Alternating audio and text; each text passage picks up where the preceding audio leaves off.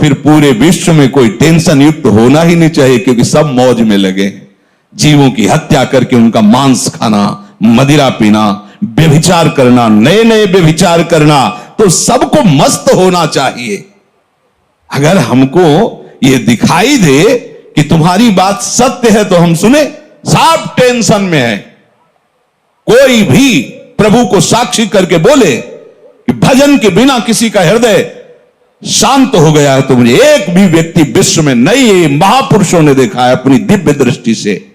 स्वयं भगवान कह रहे हैं, भोगों को भोगने वाला अशांत होता है, वह अशांतस्य कुतः सुखम। जो अशांत है, जो आशाओं की भोगों की फांसी में बंधा हुआ, का सुखी हो सकता है।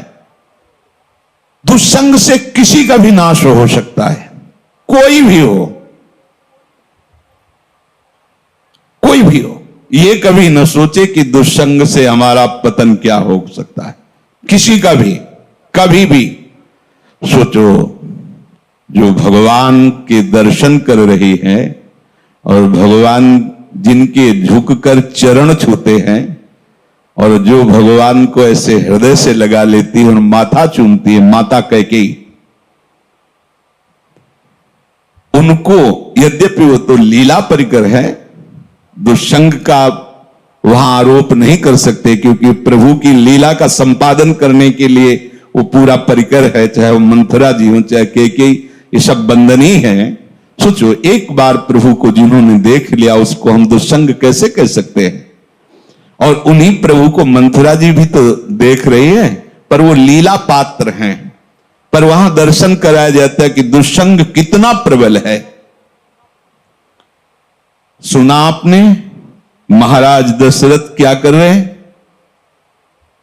कल सुबह कौशल्या पुत्र राम को राज्याभिषेक, चक्रवर्ती सम्राट का युवराज पद कैकेयी जी ने कहा। यह सुनकर के तो ऐसा लगता है कि आज तो जो मांगे मैं दे दूं तेरे को, मेरा राम राजा बनेगा, इससे बढ़कर और क्या बात हो सकती। अभी समझी नहीं आप? अगर भरत राजा बनते और ये बात तुम कहती तो समझ में आती मेरी। मंथरा ने, जब राम राजा बनेंगे तो दासी से ज्यादा तुम्हारी योग्यता नहीं रहेगी, क्योंकि कौशल्या उनकी मां है, वो महारानी के पद पर विराजमान हूं। वो आपको पता है महाराज राम को कितना प्यार करते हैं, उन्हीं के संबंध से कौशल्या जी वैसे ही प्रधान हैं। मुझे तो लगता है कि भरत को जेल में रखा जाएगा और आपको दासी बना के रखा जाएगा। उनका घर फोरी, अगर जबान से एक भी शब्द निकला तो तेरी जबान काट देंगी। मोरे राम भरत दो आंखी, जैसे दाई और बाई आंख को भेद करके नहीं वर्णन किया जा सकता, ऐसे तुझे पता है राम और भरत मेरी दोनों आंखें। घर फोड़ी, तेरी जबान काट लेंगे अगर बोली। चुप हो गए। फिर बोली, को नृप होए हमें कहानी, चेरी छोड़ी न होई बरानी। कोई भी राजा हो, मुझे क्या, वो तो मैं तुम्हारे हित की बात कहती हूं, मुझे तो दासी ही रहना है। पर ये तुम नहीं जान पा रही, तुम बहुत भोली हो। उधर में जाके सब पता लगा के आए हूं, क्या षड्यंत्र रचा जा रहा है। ठीक है, तुम जबान काट लोगी, लेकिन मैं बोलने से नहीं रुकूंगी। जो हो रहा है मैं तुम्हें बताऊंगी। देखा, इतना प्यार, तो क्या बस बात मेरी मान लो। अगर टल गई ये बात तो फिर जीवन भर पछताओगे। सुबह राज्याभिषेक का समय है, कोप भवन में जाओ। महाराज ने वरदान देने की बात आपको कही थी, आप वरदान मांग लेना, मान लो मेरी बात। चढ़ने लगी बात और उठकर चली गई कोप भवन में। जब महाराज को पता चला, महाराज आए, तुम्हें कोप भवन में आने की क्या आवश्यकता थी? तुम तो केवल सूचना दे देती, क्या मांग है तुम्हारी? ऐसे बलवान थे महाराज दशरथ कि देवराज इंद्र सहायता के लिए बुलाते थे जब असुरों से संग्राम होता, और भगवान के पिता बनने का सौभाग्य मिला। सब बल ऐश्वर्य संपन्न महात्मा थे महाराज दशरथ जी। और उनका केवल आप मीठी मीठी बातें करते रहते हैं, अपने वचनों पर तो दृढ़ नहीं रहते। कैसी बात करो, रघुवंशी और अपने वचन पर दृढ़ ना होना। रघुवंशियों की आन बान शान है कि प्राण त्याग देते पर वचन नहीं त्यागते। क्या है उनका? आपने कहा था 2 वरदान, तो हंस दिए। उनका 2 क्या, 2 की जगह 4 मांग लो, क्या चाहिए तुम्हें? उनका सुना है सुबह राम का राज्याभिषेक होगा। हां, महामंगल, भगवान शिव की कृपा से ये अद्भुत सुख प्राप्त होने जा रहा है, अयोध्यावासियों को राम राजा बनेंगे। उनका हां, तो यही तो बात मैं कह रही हूं।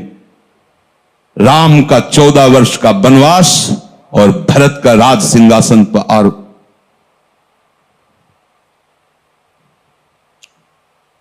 महाराज सोच भी नहीं सकते थे, ऐसी अवाक रह गए। ये क्या? बस यही तो हम कह रहे हैं ना, मीठी मीठी केवल बातें करते हो। दशरथ जी ने कैकेयी जी के चरणों में हाथ रखा, वर्णन आया है, और कहा मेरे प्राण मांग लो तो देने में मैं हिचकूंगा नहीं, लेकिन राम को वनवास ऐसा मत करो। सुबह होते ही मैं भरत को बुला करके राजगद्दी दूंगा, आप कहोगी तो मैं राम और कौशल्या के साथ एकदम एकांत हो जाऊंगा, पर मेरे राम को वनवास। बस हम यही तो कह रहे थे कि मीठी मीठी केवल बातें। आप एक तरह से मूर्छित हो गए महाराज। क्या हुआ देखो, कितना आनंद मंगल होने वाला था, कैसा कुशंग ने स्वयं कैकेयी जी को भी वैधव्य सहना पड़ा। और जो नेत्रों का परम लाभ है, 14 वर्ष तक उस लाभ से वंचित रहे प्रभु से। दुष्संग हरि गुरु से ऐसे क्षण में अलग कर सकता है। बहुत जैसे सत्संग में सामर्थ्य है कि लौ मात्र का सत्संग स्वर्ग और भोग मोक्ष आदि का त्यागी बना सकता है, तो ऐसे कुसंग भी कम नहीं है। अगर वो सही कुसंग मिल जाए तो परम पद से भी भ्रष्ट करने का वो मार्ग रच सकता है। इसलिए कह रहे कि दुस्संगः सर्वथैव त्याज्यः। किसे हम समझे कि दुस्संग होने जा रहा है? तो शास्त्र कहता है यद्य शब्भिः पथि पुनः शिष्णोदर कृतोद्यमैः आस्थितो रमते जंतुस् तमो विशति पूर्ववत् सत्यम शौचम दया मौनम बुद्धि श्रीर्हीर्यशः क्षमा समो दमो भगश्चेति यत्संगाद्याति संक्षयम ते स्वशान्तेषु मूढ़ेषु खंडितात्म स्वसाधुषु संगम कुर्याच्छोच्चेषु योषित क्रीड़ा मृगेषु च। जो केवल रसेंद्री के स्वाद में और जनेंद्री के भोग में है, उसका कभी भी संग नहीं करना चाहिए। शिष्णोदर कृत्योद्यमई, जिसका सारा का सारा उद्यम केवल 2 इंद्रियों के पोषण में है, अच्छा अच्छा खाने को मिले और भोगने को मिले, सबसे बड़ा कुसंग। ये भगवद वाणी। यद सदभी पथि पुनः, सतमार्ग में चल दिया है पर पुनः वो भ्रष्ट हो जाएगा। यद्य सदभी पथि पुनः शिष्णोदर कृतोद्यमई, जो केवल अच्छा अच्छा खाने को मिले और भोग भोगने को मिले जनेंद्री से, इतना ही उद्यम है। प्राय देख लो, इतना ही उद्यम है। खूब कमाओ और खाओ और भोगो, बस इतना ही जीवन है लोगों की। बच्चापन से लेकर और मृत्यु तक केवल इतनी ही चेष्टा है, खूब भोग संग्रह करो और उनको भोगो और मर के दुर्गति प्राप्त करो। शिष्णोदर कृतोद्यमई, जिनका उद्यम, जिनका प्रयास केवल 2 इंद्रियों के पोषण में है, ये खाया जाए, ये खाया जाए, ये पिया जाए, ऐसे भोग किया जाए, ये घोर कुसंग है भगवत प्राप्ति के मार्ग में। जो भगवत मार्ग में आगे बढ़ना चाहता है, संगम त्यजेत मिथुन व्रतिनाम मुमुक्षुः सर्वात्मनान विसृजेत बहिरिंद्रियाणि एकश्चरन् रहश्चित्तमनंतैः से युंजीत तद्वृत्ति सुसाधुश्चेत प्रसंगः। महाराज शौभरी जी अपना अनुभव करके कहते हैं कि यदि भगवत प्राप्ति करनी है तो ऐ मुमुक्षु, कभी मैथुन धर्म से युक्त प्राणियों का संग न करना, क्योंकि मछली के मैथुन को देख करके इनका मार्ग रुक गया और अपने मार्ग से भ्रष्ट हो गए। 50 ब्याह मानधाता की राजकुमारियों से किया। तब संगम त्यजेत मिथुन व्रतिनाम मुमुक्षु, जिसका ये व्रत बन गया है कि मैं जीवन मुक्त होकर भगवान के चरणों की आराधना करूंगा, उसको कभी मैथुन धर्म से युक्त प्राणियों का संग नहीं करना चाहिए। स्पष्ट आदेश है, संगम त्यजेत मिथुन व्रतिनाम मुमुक्षु सर्वात्मनान विसजेत बहिरिंद्रियाणि, अपनी इंद्रियों को बहिर्मुख मत होने दो, अंदर ही अंदर भगवत चिंतन परायण रहो। शिष्णोदर कृत्योद्यम ही जो हैं उनसे दूर रहो, जिनका उद्यम केवल रसेंद्रिय और जनेन्द्रिय की पुष्ट करने में है, ऐसे कुसंग का त्याग करो। जो नीच पुरुषों का संग कर लेता है, बड़ा रंग चढ़ता है, अजामिल सात्विक भाव वाला है, उत्तम कुल से है और अपने धर्म का आचरण करने वाला है, और आज भी वो यज्ञ के लिए ही समिधा लेने जा रहा है, लेकिन वहां वन में एक वैश्या के साथ एक धनी शूद्र बड़ी ही मलिनता पूर्वक आचरण करता दिखाई दिया। बस उस हाव भाव और उस चेष्टा को देख करके ये धर्म का त्याग करके और उसी वैश्या में ऐसे आसक्त हुए, केवल भगवान नारायण नाम के प्रभाव से बच गए, नहीं तो ऐसी दुर्गति होती। यम के दूत तो आए ही थे लेने, पुत्र के बहाने से नारायण निकल गया, बात बन गई। एक दृश्य ने अजामिल को धर्म से युक्त निष्ठा वाले को परास्त करके घोर निंदनीय विषयों में फंसा दिया। एक दृश्य ने मछली की मैथुन क्रीड़ा ने महाराज शौभरी को फंसा दिया। ऐसा न समझे कि आप के ऊपर कुसंग का प्रभाव नहीं पड़ेगा। हम देखते हैं एक चेष्टा ने वेश मंत्र मर्यादा सबका त्याग करवा दिया। कुसंग बहुत जोरदार है। अगर सत्संग जोरदार है तो कुसंग भी जोरदार है। अगर देवताओं में दैवी शक्ति है तो आसुरों में राक्षसी शक्ति है। खदेड़ देते, कभी कभी स्वर्ग से खदेड़ देते देवताओं को, भगवान आकर रक्षा करते हैं। ऐसे ही खदेड़ देता है दुस्संग कभी कभी सत्संगियों को, दौड़ा देता, भगा देता है। बहुत बड़ा बल है। ये दुष्ट जन ऐसी प्रेरणा देते हैं। इनके संग से ध्यान दीजिए, सत्यम शौचम दया मौनम बुद्धि श्री धीर यशा क्षमा समो दमो भगश्चेति यत् संगाद्याति संक्षयम। जहां इन दुष्ट पुरुषों का संग मिला, सत्य गया, सत्य मार्ग छूट जाएगा। ऐसा है बहुत। जैसे सत्संग की महिमा है, ऐसे दुस्संग की महिमा है। महाप्रभु चैतन्य देव भगवान के साक्षात स्वरूप हैं, प्रेमावतार हैं, और कृष्णदास नाम का सेवक, महाप्रभु ने उसको ही संग चलने के लिए कृपा करके अनुमति दी थी तीर्थ यात्रा में। और जब कुसंगियों का संग मिला तो इसने महाप्रभु को छोड़ दिया। महाप्रभु ने अपने तेज बल से उसकी रक्षा की, भगवत तेज बल से, नहीं तो वो उनके पक्ष में हो गया था और वो महाप्रभु के ऊपर भी प्रहार करने तक के लिए उद्यत हो गए थे, और भगवत तेज से रक्षा की उसकी। तब समझ में आता है कि भगवान के पास से भी कुसंग घसीट सकता है। अगर कुसंगियों की बातें सुनी जाए, कुसंगियों की बात का अगर श्रवणेन्द्रिय के द्वारा हृदय में पहुंचने का अवसर मिल जाए तो भगवान के पास से भी दूर कर सकता है। देख लो, महाप्रभु में और प्रभु में कोई अंतर नहीं, प्रभु से बढ़कर महाप्रभु हैं। प्रभु के होते हुए भी उनसे प्रेम नहीं हुआ, पर महाप्रभु के दर्शन मात्र से श्री कृष्ण प्रेम होना, ऐसा आचार्यों ने, महापुरुषों ने गाया है। पावत ही तिनको दरस उपजय भजन आनंद, बिन ही श्रम छुट जाए सब जे माया के फंद, गौड़ देश सब उद्धरु प्रगट कृष्ण चैतन्य, तैसे ही नित्यानंद हो रस में भय अनंत।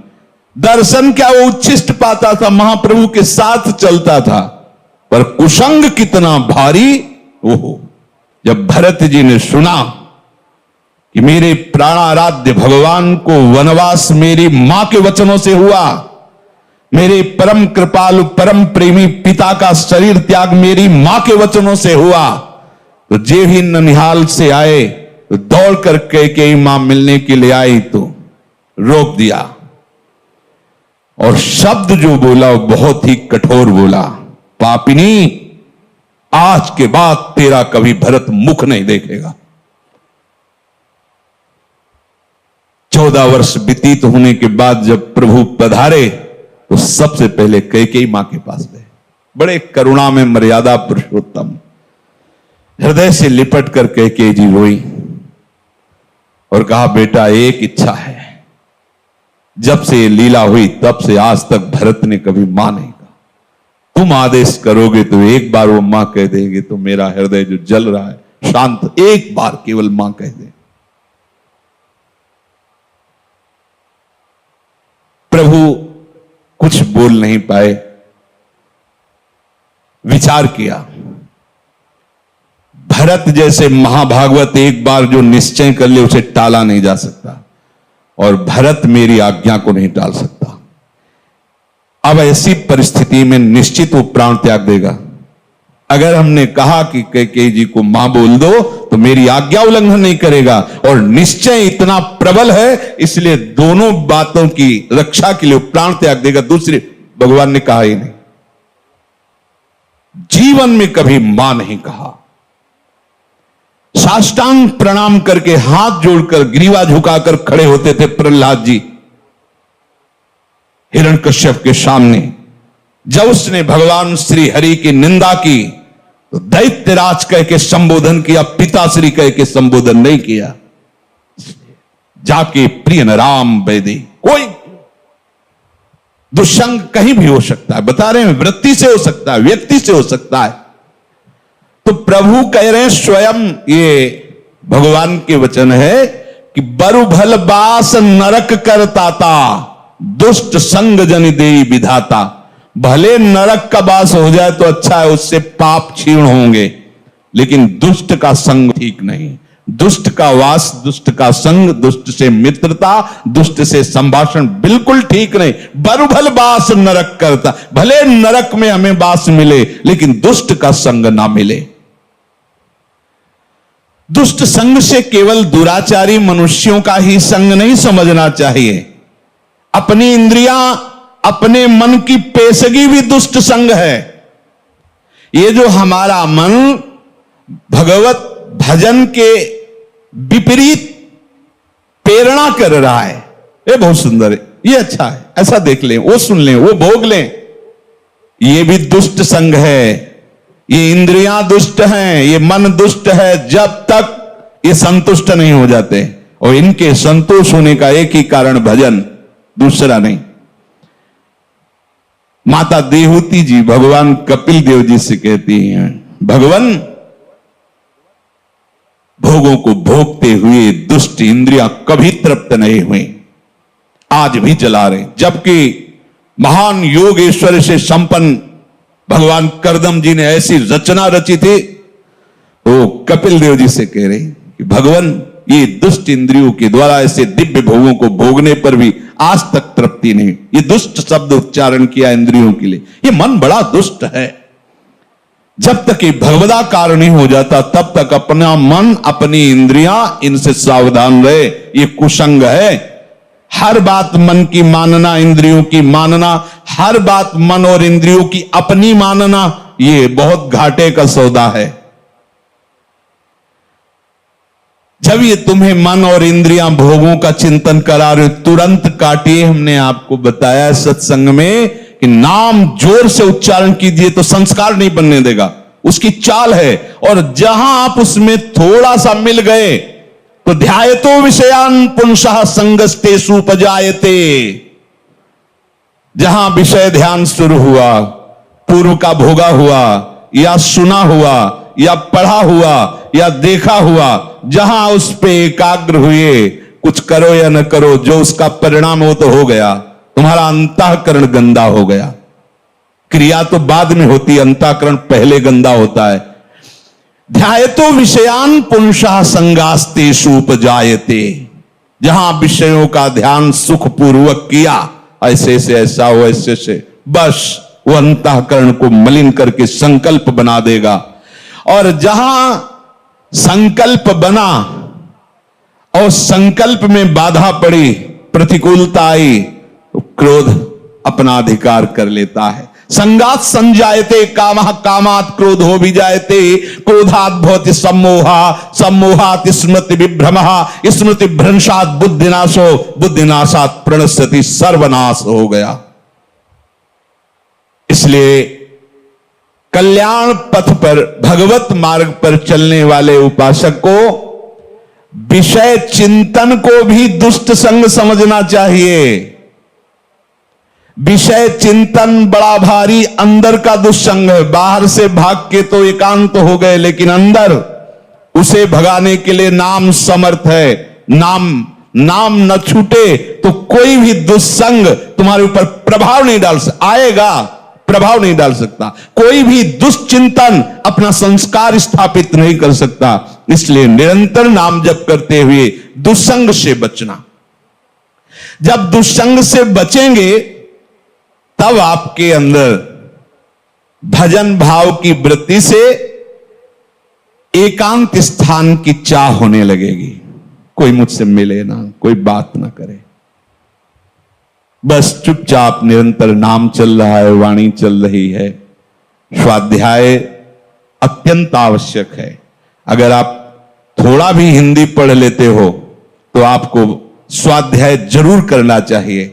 आस्तिकता की आधारशिलाएं, साधक में साधुता, प्रेम दर्शन, श्रीमद् भागवत, श्रीमद् भगवत गीता जी। बिल्कुल संप्रदायवाद की बात मत करो, सीधे जैसा कहें वैसा चलो। इन वाणियों के पढ़ने से तुम्हें समझ में आएगा कि परमार्थ किसे कहते हैं। ये बहुत ऊंची बात है, प्रेम की बातें प्रेम की ऊंची ऊंची करते हैं, और बस स्थिति कहां है अपने अपने हृदय की देख लो। हमें स्थिति चाहिए, बातें नहीं। बातों से पेट नहीं बढ़ता, बातों से प्रीति नहीं होती, स्थिति चाहिए। जब तक आप सिद्धांत को नहीं समझोगे तब तक बातें ऊंचे सहचरी भाव की, गोपी भाव की, सखा भाव की, और स्थिति नहीं है एक साधारण धर्म की। जो व्यभिचारी है, जो मनमुखी है, जो स्वेच्छाचारी, वो कौन से भाव में बैठा है? देह भाव में। देह भाव का तो पूरे संसार में ही प्रचार प्रसार हो रहा है। देह भाव ही तो दुर्गति का कारण है।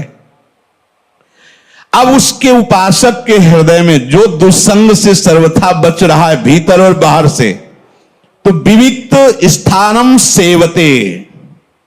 जैसे आप यहां बैठे हो, आप एकांत में हो, एक के सिवा कोई चर्चा नहीं, एक के सिवा कोई गान नहीं, एक के सिवा कोई सेवा नहीं, एक के सिवा कोई वार्ता नहीं, उसे एकांत कहते हैं।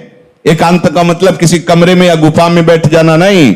अगर वहां है और दुस्संग निवृत्ति का तुमने उपाय नहीं जाना तो वही दुस्संग हो जाएगा। अंदर से ही दुस्संग, अकेला बैठे बैठे अपने आप को फंसा देगा। और इतनी सभा बैठी, इस समय सब कहां हो? केवल सत्य में हो। सत्य ही वो एक है, और उसी एक में स्थित रहना एकांत कहते हैं। एक के बाद और कोई स्मृति ना ना, उसे एकांत कहते हैं। और एक ही वो परमात्मा है। एको हम बहुश्यामा, वही बहुत रूपों में, यही जान जाना, संसार से मुक्त हो जाना है। तो यो विविक्त स्थानम सेवते, उसके हृदय में एकांत स्थान के सेवन का भाव आता है। एकांत स्थान से सीधे हम बहिर्मुख हैं तो बाहर बात चली जाती है, कहीं किसी नदी के किनारे, कहीं किसी जंगल में, कहीं किसी गुफा में। नहीं, उसका अब एक प्रभु के सिवा और कोई चिंतन न हो, ऐसा भाव आता है। इसके लिए हमें दुष्संग से बचना है, पर दुष्संग से बचने के लिए सत्संग अनिवार्य है। अगर सत्संग नहीं तो दुष्संग की पहचान ही नहीं हो पाएगी, दुष्संग से बचाव की कला ही नहीं आएगी। तो कहते हैं यो लोक बंध मुन्मूलयति, जिसने लौकिक रिश्तों को बिल्कुल तोड़ दिया है। बहुत खतरनाक ये संबंध है, लौकिक संबंध। यो लोक बंध मुन्मूलयति। एक सन्यासी जी वाराणसी में हमें मिले थे। उनका परिवार एक गांव है कानपुर जिले में, वहां से बहुत पहले जैसे सुना जाता है कि परिवार वाले आए तो संत भाग गए, वो नहीं मिले, दूर रहे। क्या है, ज्ञानी हो, महात्मा हो, क्या मिलना चाहिए। पर यह बात जो महापुरुषों के जीवन से में समझ में आती है कि चाहे जितना हम दूर रहें उनसे, पर मायाकृत संबंध का ऐसा संस्कार बैठ जाता है कि ये हमारे भाई हैं, ये दिमाग में रहता है। भले वो शिष्य बन जाएं, पर गुरु भाव गौड़ होगा, मुख्य भाव होगा कि मेरा छोटा भाई है, बड़ा भाई है, मेरे ताऊ हैं या काका हैं या चाचा है या जीजा, जो भी लौकिक संबंध। वो प्रयाग में घाटों में मिलते थे, विश्वनाथ जी का प्रसाद दिया करते थे। स्वामी जी बहुत चिंतित दिखाई देते थे। दिन पूछा, स्वामी जी आपकी चिंता का कारण क्या है? उनका बहुत बड़ी गलती हो गई है, मैं उसी गलती से जल रहा हूं। तो क्या गलती हो गई आपसे? ऐसा क्या अपराध है जो आप सन्यासी दंडी महात्मा? तो उनका क्या है कि जब से हम सन्यासी बने 25 वर्ष हो गए, छोटा भाई मिलने आया करता था, तो हमें कुछ न कुछ दक्षिणा मिलती थी, तो उसे एकत्रित किए थे। तो उस समय उन्होंने कहा 90,000 रुपये हमारे पास थे। उसने आके रो के कहा कि बेटी का ब्याह है और मुझे दे दीजिए, तो कुछ व्यवस्था करा दीजिए। तो हमें लगा कि कन्या का ब्याह, कोई बात नहीं, दे दिया। ब्याह हुआ, दूल्हा मर गया ब्याह के बाद ही। जब हम अपने बड़े जनों से बात की तो उनका तुम्हारे द्वारा एक कृत्य जो हुआ बहुत गलत हुआ। विरक्त का जो पैसा होता है वो जहर होता है, वो गृहस्थ का नाश करने वाला होता है। तुमने ऐसा कैसे कर दिया? ये तुम्हारे पैसे का प्रभाव है किसकी? बोले तब से मैं जल रहा हूं, अब इसका क्या उपाय हो सकता है? मेरे द्वारा बहुत बड़ी गलती हो गई। ये जो लोक संबंध है ये बड़ी ऊंचाई से घसीट लेता है। भजन के लिए कोई भी भजन करो। पुराने गंगा किनारे आश्रमों में जो संत जन रहते थे, हमने देखा कि उनके जब घर के लोग मिलने के लिए आते तो ऐसे बाहर आकर के बुरगुज होते हैं ना, गंगा के किनारे से घाट के जो ऐसे चबूतरा, उनमें बैठ जाते ऐसे और कहते कि देखो भाई, हमारे यहां कुटिया का गुड़ भी मत खाना, क्योंकि गांव में गुड़ ही आदि ही रहता। गुड़ भी मत खाना, जो लाए हो पाना हो, गंगा जल पीना, चले जाना। यहां आश्रम का एक भी वस्तु स्वीकार मत करना, तभी तुम्हारा मंगल होगा। उन महापुरुषों ने जो अनुभव किया उसे अपने लोगों को धारण करना है। यो लोक बंध मुन्मूलयति। अहेतु की कृपा हुई, हम भगवत मार्ग में चले, और अगर चूक गए तो फिर बहुत गड़बड़ हो जाएगा। ये बहुत दूरी से घसीटते हैं परिवार वाले। हां, यदि आप हमें अपना मानते हो तो हमारे प्रभु को अपना मानकर बैरागी बनकर भजन कीजिए, भजन मार्ग में चलिए। आप गृहस्थी में हो तो आशा मत रखिए कि यहां से एक चुल्लू जल भी तुम्हें मिल जाएगा। अगर संबंध में मिठास रही तो गिरा देंगे, पक्का समझो। ओ महाराज जी, बस इतना सहयोग हो जाए, हम अगले साल की फसल बेच करके आपको सब जिंदगी में वापस नहीं होंगे। वो भी गए, वो भी अपने धर्म से गए। बहुत बचने की जरूरत है। कहीं ना कहीं हमारे अंदर ये रहता है कि ये मेरे भाई हैं, कहीं ना कहीं रहता है हमारे पिता हैं, ये हमारी माता है। और जब वो अपनी गाथा गाएंगे आके, तो कहीं ना कहीं जो मोह का प्रभाव सत्संग से दबा था वो प्रकट हो जाएगा। और ये सब बराबर क्षमता रखते हैं, काम, क्रोध, लोभ, मोह, मद, मत्सर, कोई भी घसीट कर तुम्हें वहीं पहुंचा सकता है। इसलिए यहां आदेश कर रहे हैं, यो लोक बंध मुन्मूलियत, जड़ से उखाड़ दो, संबंध ही नहीं। जैसे औरों को देखने से हमें उतना, प्रभु की बड़ी कृपा, वृंदावन धाम आए, राधा नाम जपो, उतना। अगर ये कि ये मेरे और विशेष तो भगवत संबंधी होना चाहिए। नाते नेह राम के मनियत, सुहृद सुसेव्य जहां लो। अगर शरीर संबंध विशेष है तो अभी तुम शरीराभिमानी हो, विशेष तुम्हारे लिए वही हो गया। अगर भगवत भाव में हो तो भगवत भक्त विशेष होगा, ना कि शरीर संबंध विशेष होगा। ये अंदर देखने की बातें हैं, बाहर की नहीं। जो लौकिक समस्त बंधनों को जड़ से उखाड़ के फेंक देता है, इसमें लिखा है मुन्मूलयति, जड़ से उखाड़ फेंकना, कोई संबंध नहीं। ये शास्त्र हमें मुक्त करने के लिए कृपा करके वर्णन करता है। वही गुरु शासन कृपा करके होता है। आप ऐसी बात नहीं करोगे, आप ऐसे, अगर मिलना है तो आप हमसे पहले अनुमति लीजिए और कई मिनट मिलेंगे और यहां मिलिए, यही बात। इसका मतलब क्या है? तुम कोई बहुत बड़ी उनके लिए सुख वाली वस्तु थोड़ी हो कि तुम चले जाओगे तो उनका सुख चला जाएगा। नहीं, तुम्हारे सुख के लिए तुम्हारे लिए विधान बना। नहीं, ऐसा नहीं। हां, वो अपनापन रखते हैं, देख ले तुम जीवित हो, स्वस्थ हो, भजन परायण हो, बस दूर रहो, तो तुम्हारा भी कल्याण हो जाएगा और उनका भी कल्याण हो जाएगा। और अगर मोह बनाए रखे तो न तुम्हारा कल्याण होगा, न उनका कल्याण होगा। इसे यो लोक बंध मुन्मूलयति, जड़ से उखाड़ फेंको इस संबंध को, आंतरिक भाव से। और एक दिव्य संबंध जो हमारा स्थायी है, सब में मेरा प्रभु रमा हुआ है, हम उसी भगवत भाव से सबका पूजन करें। अगर भगवत भाव नहीं है, वो आप जानते हैं, और ये है कि ये मेरा शरीर संबंधी है, तो उदासीनता अत्यंत आवश्यक है। उदासीनता ही उसकी जड़ को नष्ट कर देगी, ना मैत्री ना शत्रुता।